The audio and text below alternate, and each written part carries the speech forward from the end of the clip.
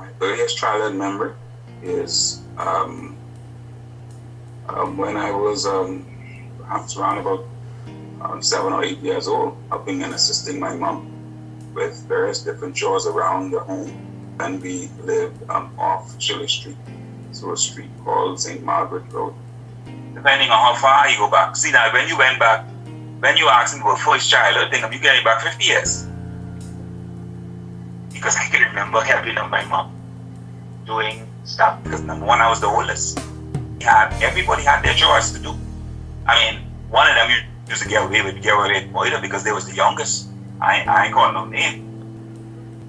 When God blessed us with 2 children, and most and more importantly, today, at the age of 21, when I came to know the Lord as my personal Savior, I would answer that in terms of molding my life. That person would have been my mom. She had and influenced me greatly in terms of a work ethic. Also my father, his work ethic. My spiritual foundation was rooted in what they would have taught me. The discipline, the benevolence and love that they would have shown and illustrated in their life. Because I could have been totally destroyed if I did not have parental guidance. My work life has taught me a lot of things. Taught me, number one, that what I had in me in terms of character, talents, abilities, and God had blessed me with the opportunity to venture into engineering and management. He was able to bring out of me all that I would have anticipated, and then some. God took a young man from off of Shirley Street in Nassau, Bahamas, and was able to have him represent the Bahamas at the United Nations in Geneva, Switzerland. Took me all over the world in representing my company and my country. I never thought for a moment about whether or not my life that I was going to be successful. Because, let me tell you why I say that. I always knew from a young child that God had his hands in my life. Even though I went straight, I grew up in church. I never envisioned the kind of blessings that God would have bestowed upon me. Well, there are a number of regrets. I don't look at life in terms of regrets. See, because I believe that nothing in life happens by accident. If your steps are ordered by the Lord, I believe mine is. Most definitely. Everything in life happens for a reason. Everything.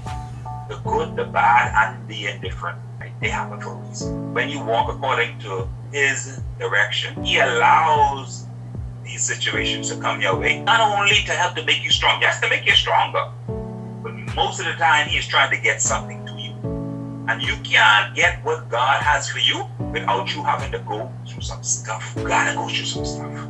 The reason why you gotta go through some stuff is because there have to be some pruning. It's just like when you ask for patience, but look for some things to happen. People, when they ask for these things, and they don't understand what they're asking for. There are certain things that must happen that cause for you to get these things. Sometimes people look at it as a tragedy. Oh, tragedy. See, that's how I used to think way back, years ago. I don't think I have no more. When trials come my way, and this here. But see, I have a different perspective. I tell you, I am no matured. I believe that I am maturing. When it comes, I embrace that. I embrace the challenge whenever it comes. What's this word? The persecution when it comes. You know why? Because I know He is moving me into another dimension of Him.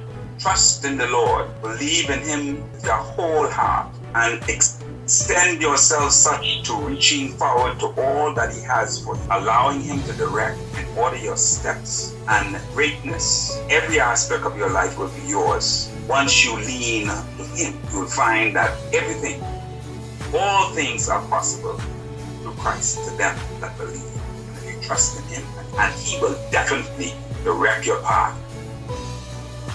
Well, that can take a long time, but in short, I would like to say that I always knew that there was greatness inside of you, even with all the detours, but I always knew that greatness was inside of you and your brother. God is so good. God is so good. You know, in fact, in life, laughter is good medicine.